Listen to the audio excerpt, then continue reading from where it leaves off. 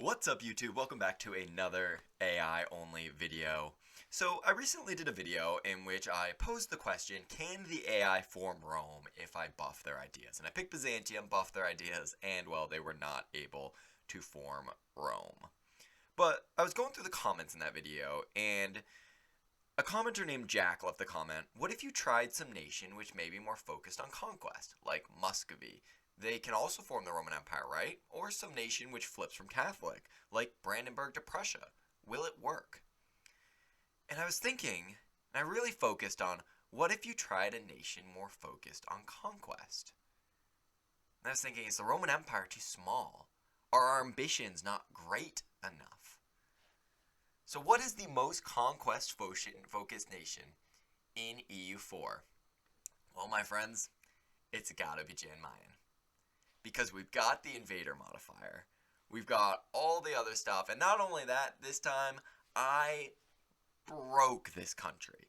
If Jan Mayen cannot world conquest, I don't think it's possible. So I want to give you an idea of what we've got going here. So we've got core creation cost minus 100%. We've got aggressive expansion minus 100%.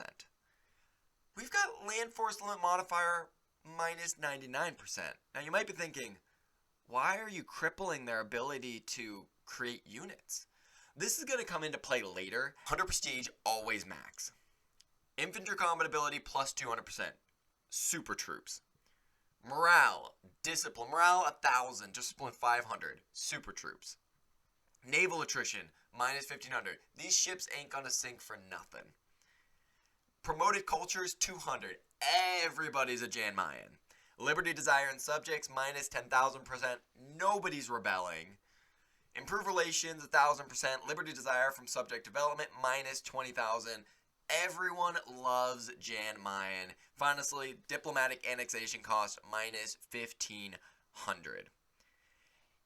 If the AI cannot world conquest with this, I don't think it's possible.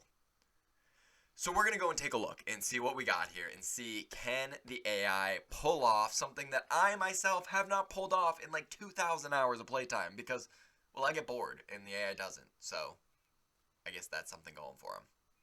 So with that, hit that like button, hit that subscribe button. Let's check out, can the AI world conquest if they're super Jan Mayen. So at this point, my camera froze. I still have the audio, be a little bit different. I'm not going to be in the bottom corner of the video because otherwise you'd see my face, well, like this, stuck the whole time. So it'll just be audio. Hope you guys don't mind. So early on, you'll note that Jan Mayen originated in London. I gave Jan Mayen London to give them that English node, the trade node there, because we run into the problem with the AI not being willing to colonize because of end trade nodes. So I figured if we give them that English trade node, they'd be more likely to colonize. And so with that, we've got early colonization going on in Mexico, Peru. They're really just wiping out the native countries there.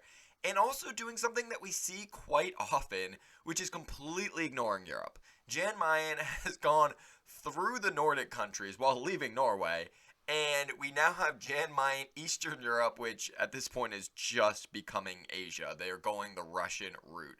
They do also have Australia, and you'll notice right around now that England is looking, well, a little weird. That's because that is Wales. So in their first war with England, Jan Mayen released Wales from England, and the result was a 32 tech Wales in 1444. It's another boost we always do with these. Jan Mayen does have 32 tech to give them even more of a jump on everyone else. So now we see they're expanding all over the place. They are in China, they are in the Manchurian tribes, they are on the coast of Africa. I actually found this really interesting because they didn't just expand in one place and grow. They landed troops everywhere. Hyper aggressive. I mean, we are 250 years into this time lapse, and they've already almost unified Asia. That, at least to me, is honestly quite impressive. And I didn't necessarily know if they would be this successfully aggressive, but they're managing to pull it off quite well. Wales is arguably the biggest winner of all of this. They currently control, well, Wales, Ireland, Scotland, northern Spain, almost all of France, although Jan Mayen does have Brittany, so good for the Britons. They're, well, Jan Mayen. Jan Mayen's a little confused as to where northern Africa is because I don't think they control any territory in northern Africa at the moment. But, I mean, northern African Asia, weird stuff happens, am I right? So this right here is the end of a normal EU4 timeline.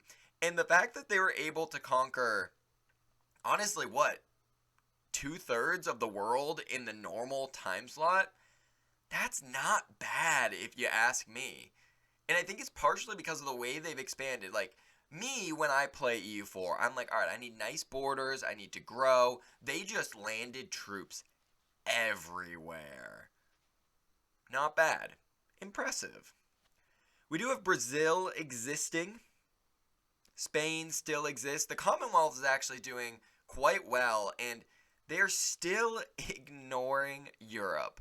Just absolutely could not care less about Europe, which is why the Commonwealth and Wales are doing so well, because they're just leaving the rest of the world to Jan Mayen, which is still Jan Mayen Northern Africa. It's now just Southern Africa, and Asia is Northern Africa.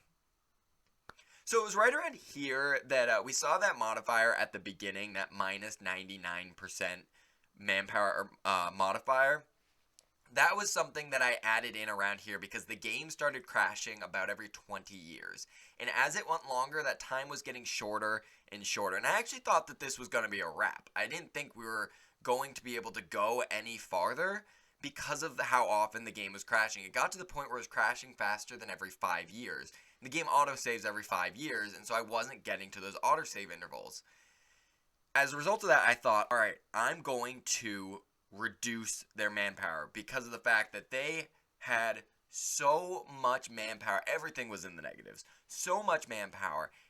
And I think that's what was causing it to crash. Because once I changed that, it still did crash, but now we're crashing every 20 to 30 years, sometimes 40 years. And it let us get a little bit farther, and a little bit farther, and a little bit farther.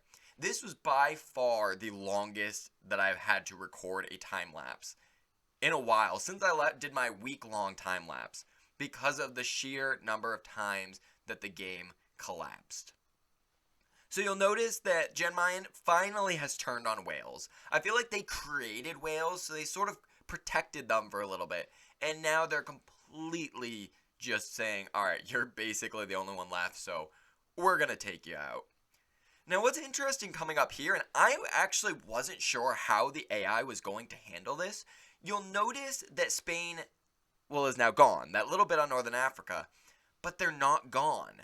They control islands in the South Atlantic. They control islands in the Pacific.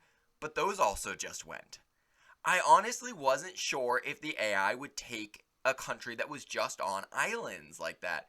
And sure enough, Jan Mayen went to war with Spain when they were just islands and took them. So the last couple of countries remaining here, believe that was the end of Wales just there. Genoa controls a little bit, and what I find to be the most interesting is that the countries remaining is Genoa and 2 North American tribes. We've got that little blue one around the Great Lakes, and then we've got the brown nation on the northeastern Canadian coastline. And then Genoa. For some reason, the AI left these for a little bit. I know Jan Mayen kept creating tributaries, so they might have been a tributary for a little bit, and then got rid of them, and there was confusing stuff going on. But they had, those ones were all that was remaining. And coming up here, World Conquest. That's right. Turns out if you give the AI every advantage in the world, the AI is able to world conquest. Now I want to point out something really interesting here. So we asked the question, can the AI form the Roman Empire? And you know what? They can, if they're Jan Mayen. And you give them every start possible. This made me so happy when this happened, because this was the whole point of that prior video, was to form the Roman Empire. And here it is. At one point, as we can see here, this was shortly after a crash, and I brought this up. This was a war score that the AI took from Wales. This was Jan Mayen's first war with Wales, in which they took Wales in northern England. I want to note Glamorgan. 591 development, giving them 258 overextension. That's an insane amount. If they didn't have all those boosts, they wouldn't take this. This is one of the problems that the AI runs into when they try to world conquest, is that as things go on and development increases, I actually, until I saw this happen, and I saw that big chunk get taken out, I was like, alright, I need to hop into Jan Mayen and see what's going on here. I did not think that they would take over 100% extension, but they did. And I thought the run was over because of the fact that now almost every capital had over 100% overextension. There wasn't much you could do about it. It was 500, 600 development capitals that they were having to take from people. Religiously, the world is run by a Catholic country, a Catholic Jan Mayen, but there are pockets elsewhere. There's the Intil, there's the Sunni, there's the Totemist. Protestantism doesn't exist. Probably the most interesting thing about this culture map, Danish Germany. Did not see that coming. But Danish Germany.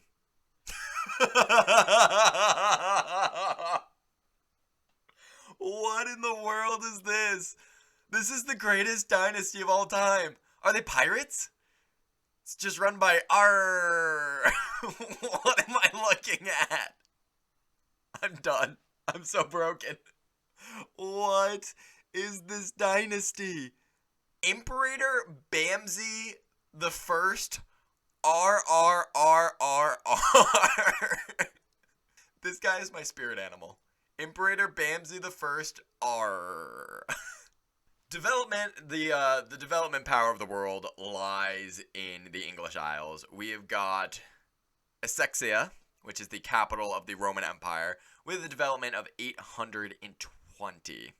And that's going to be followed briefly by the Welsh state that we saw that the Roman Empire took with 591 development. So we've got here a list of all of the armies in the world, and I think you can see why I had to do the manpower reduction for the Roman Empire, because they have the smallest army in the world, with negative 1.335 million. So infantry. Negative 30,000 artillery, and 20,000 cavalry. So they've just got 2,000 horses running around controlling the Roman Empire. And a manpower pool of 12 million, I believe, to give them a total manpower of negative 1.36 million. With a force limit that's still at 24,000. Even with that negative 99, their force limit is still at 24,000.